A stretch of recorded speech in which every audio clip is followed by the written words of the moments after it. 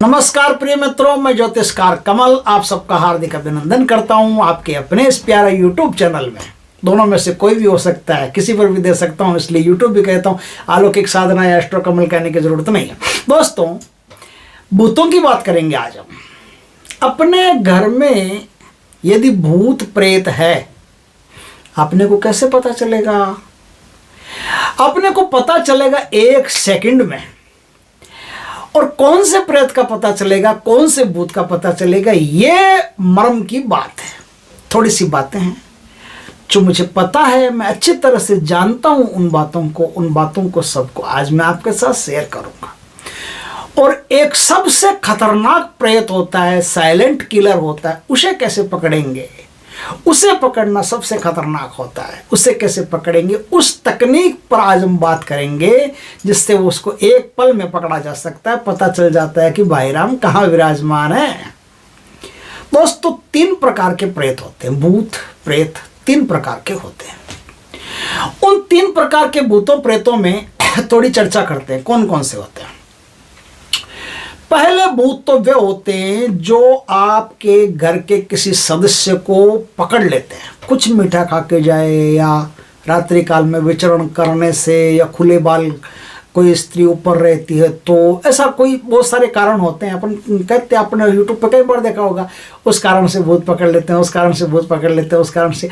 तो वो कई कारण होते हैं जिससे अचानक से उससे कोई प्रेत पकड़ लेता है, और वो प्रेत घर में आता है तो पता चलता है कि आ गया है भाई, और तांडव शुरू। वो आता है तो तांडव शुरू कर देता है, तुरंत पकड़ में आ जाता है। महाशय आ गए, अब इनको कैसे दूर करेंगे? तो किसी तांत्रिक, गुनिया, ओझा, भोपा, भैड़ा, किसी थान मुकाम पर, देवी देवताओं पर विश्वास करके उनके सामने जा करके उसको निदान करवाना पड़ता है, हो जाता है। दूसरी टाइप के भूत जो होते हैं, पहले तो प्रत्यक्ष होते हैं, सामने पकड़ में आ जाते हैं, फट करते। दूसरी तरह के जो भूत होते हैं वो कुछ गुमसुम टाइप के होते हैं। वो इतना आसानी से तो पकड़ में नहीं आते, लेकिन थोड़ा सा ध्यान देने से वो पकड़ में आ जाते हैं। उनकी 12-13 बातें हैं जिन पर ध्यान देने से वो आसानी से पकड़ में आ सकते हैं। तीसरे तरीका का बताऊंगा, जो सबसे खतरनाक प्रेत होता है उसके बारे में बताऊंगा, उसको कैसे हैंडल करते हैं।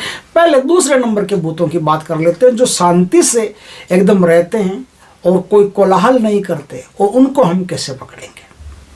वो जो दूसरी टाइप के भूत होते हैं वो कौन होते हैं, और पहली टाइप के भूत होते हैं वो कौन होते हैं, और तीसरी टाइप के भूत होते हैं वो कौन होते हैं, जानिए थोड़ा सा। देखिए, बहुत महत्वपूर्ण जानकारी मैं लेकर आया हूं, वीडियो में अंत तक बने रहिएगा।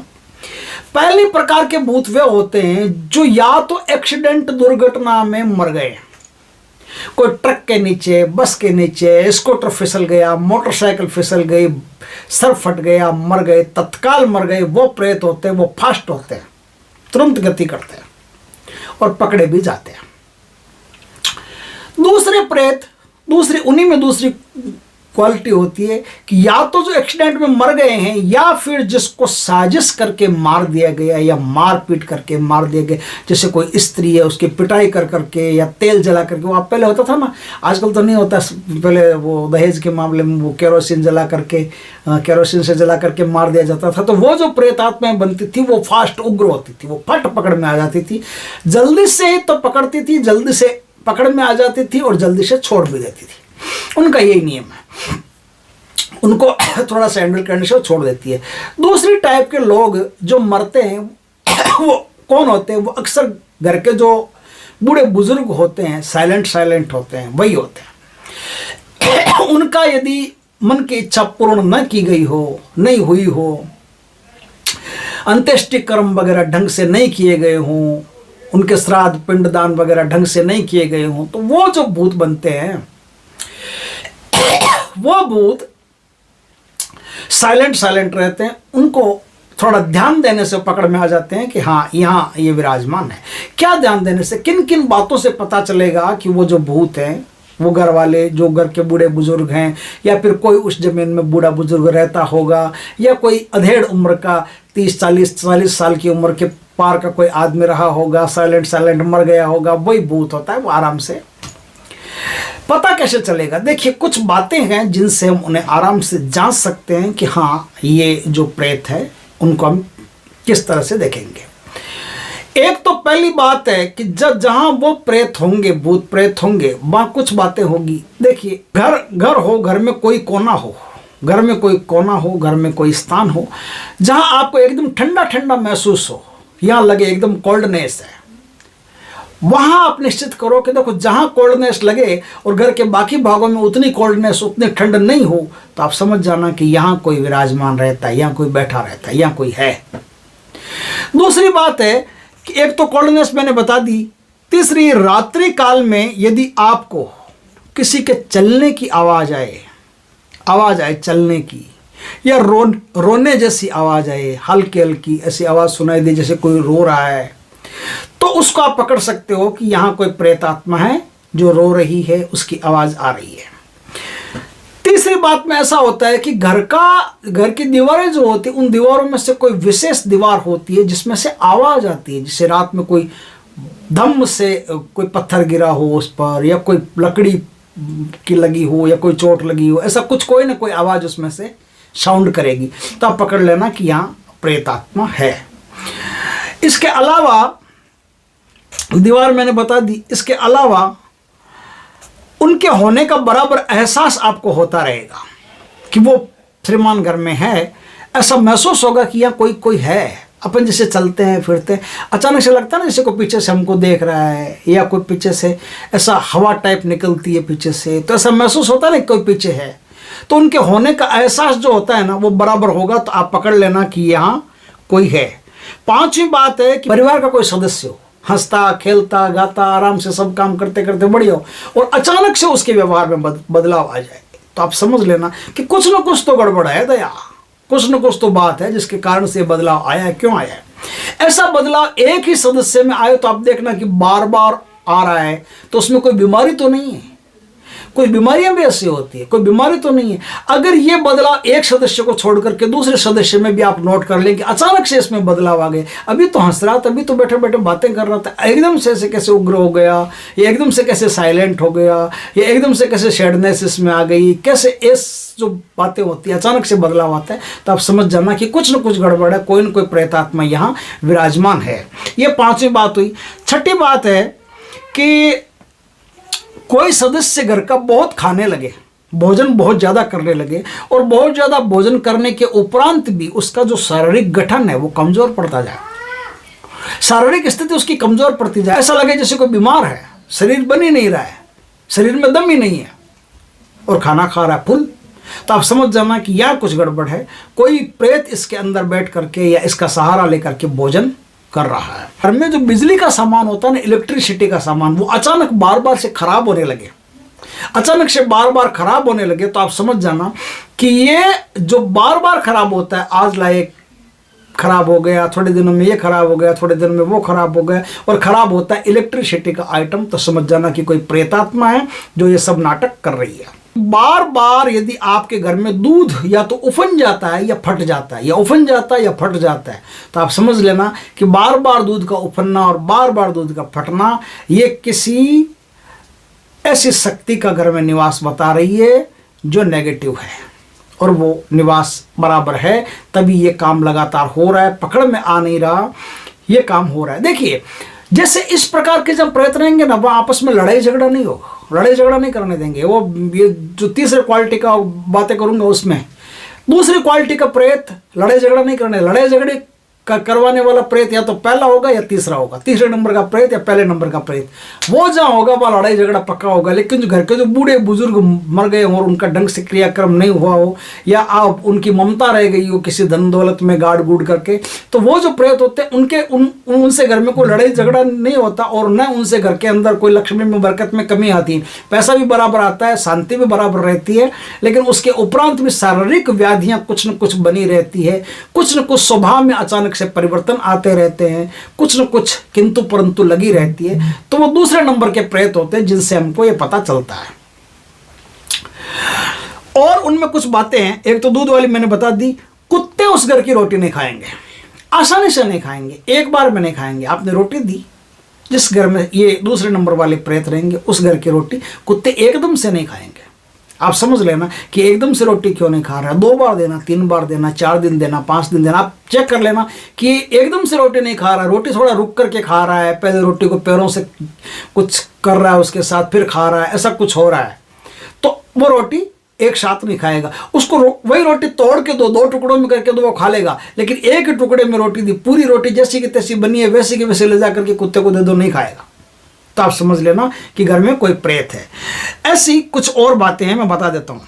घर में कोई चावल, आटा, दाल और मिठाई वगैरह हो और उनमें जल्दी जल्दी कीड़े पड़ जाते हो, सड़ जाती हो, तो समझ लेना कि मिठाइयों और चावल, दाल, आटा, जो भी कोई ऐसे चीज़ें रहती है वो जल्दी सड़ती है, जल्दी उनमें सड़ांत पैदा हो जाती है, जल्दी उनमें कीड़े पैदा हो जाते हैं, पानी में जल्दी कीड़े पैदा हो जाते हैं। तो आप समझ लेना कि कुछ न कुछ गड़बड़ है, कोई प्रेत आत्मा यहाँ निवास करती है। किसी के चलने की आहट, मैंने कह दिया कि चलने की आहट सुनाई दे, तो आप समझ जाना घर में पितरों या भगवान की, जो बूढ़े बुजुर्ग होते हैं उनकी या फिर भगवान की तस्वीर अचानक से गिर करके फूट जाए, टूट जाए, तो समझ लेना अचानक से। देखिए कभी कभी तो हवा का तेज झोंका होता है, उससे भी गिर जाती है। ये अंधविश्वास के शिकार मत होना।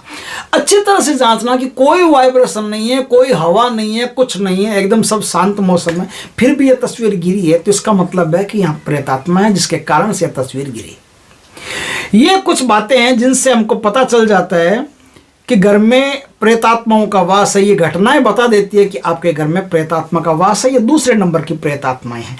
इनका आराम से क्रियाक्रम करना पड़ता है, पंडित से बाकायदा बातचीत कर लेनी पड़ती है, वो आराम से सारा काम करवा देता है। अंत्येष्टि कर्म हो, नान श्राद्ध हो, त्रिपिंडी श्राद्ध हो, कुछ भी श्राद्ध हो, उनके श्राद्ध बरात करवा करके उनसे मुक्ति पाई जा सकती है।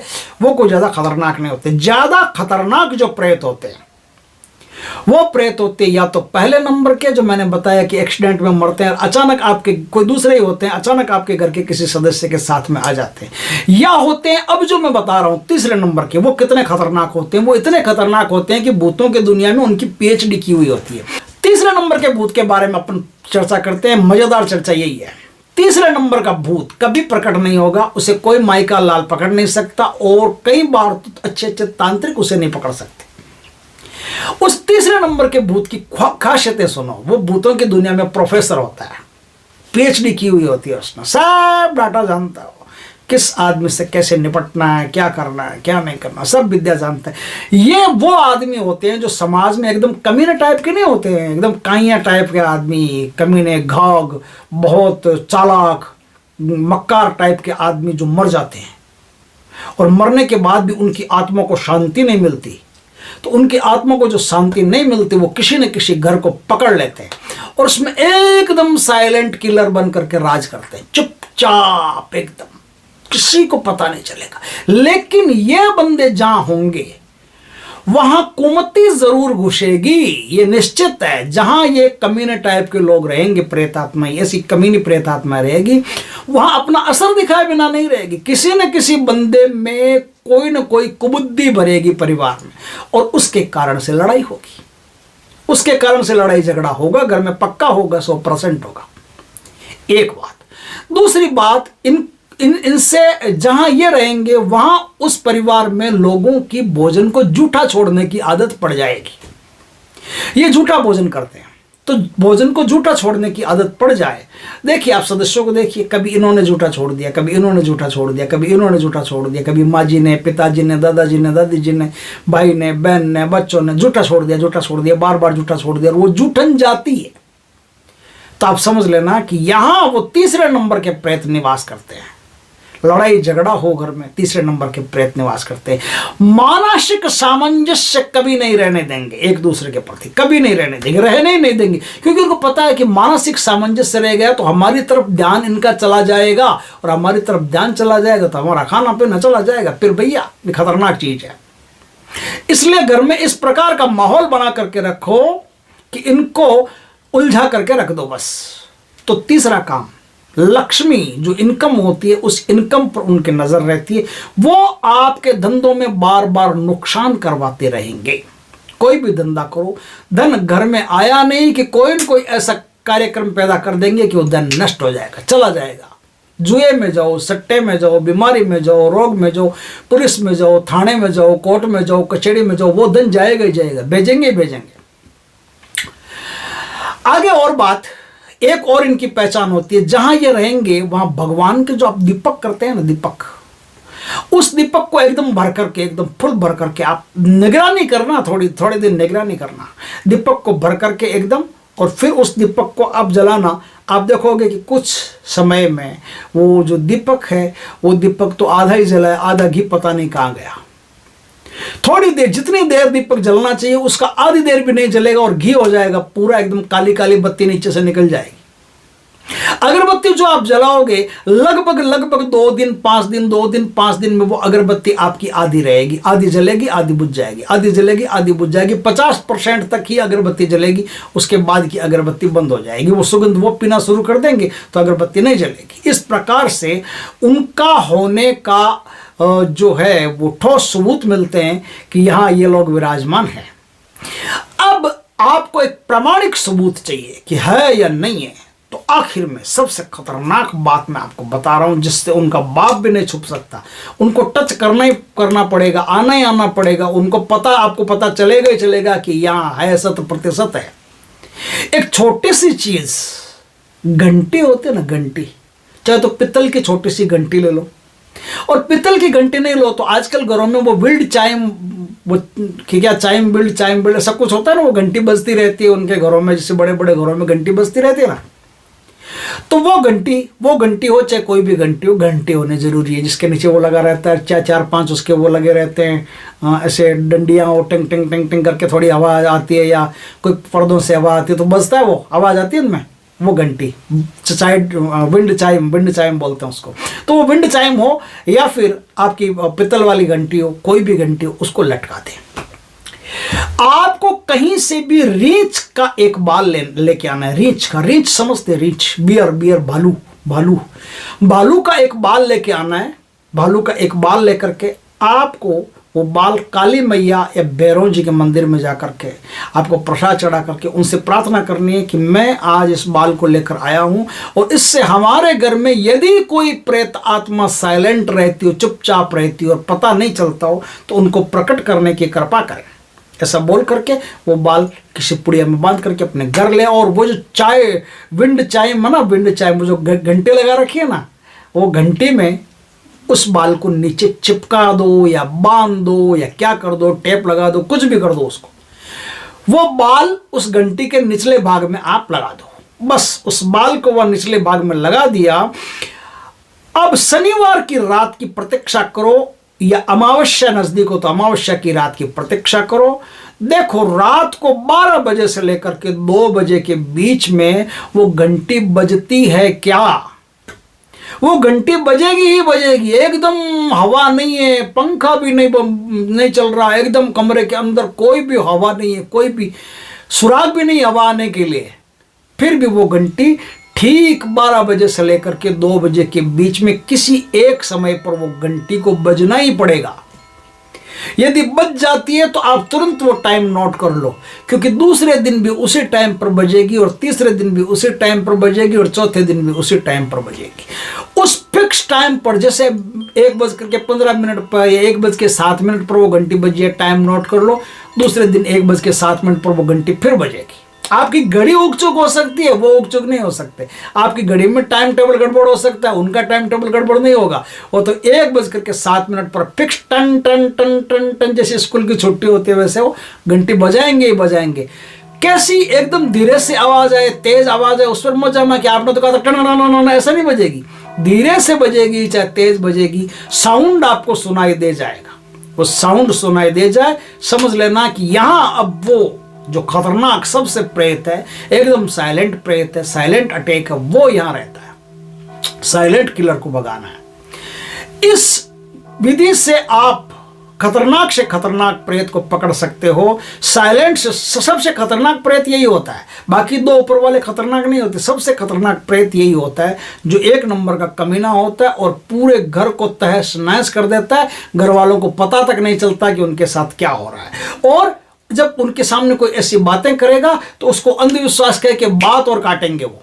बात काटेंगे, काटनी पड़ेगी, क्योंकि ये वो नहीं बोल रहे हैं, ये उनके अंदर बैठ करके वो जो घर में विराजमान है वो आदमी बोलेगा कि ये सब अंधविश्वास है, मंदिर जाना अंधविश्वास है, बाबा जी को बुलाना अंधविश्वास है, पुजारी से पूजा करवानी अंधविश्वास है, भगवान अंधविश्वास, इन सारी बातों पर वो अंधविश्वास अंधविश्वास अंधविश्वास की तूती बजाता ही रहेगा। आप देख लेना उस घर में निश्चित तौर पर धीरे धीरे धीरे धीरे करके पूरा घर बर्बाद होता चला जाएगा। इससे पहले यदि उस प्रेत की उम्र पूरी हो गई, वो निकल गया तो ठीक है, अगर वो नहीं निकला तो घर में जितने सदस्य रहते हैं सबकी प्रगति खतरे में है।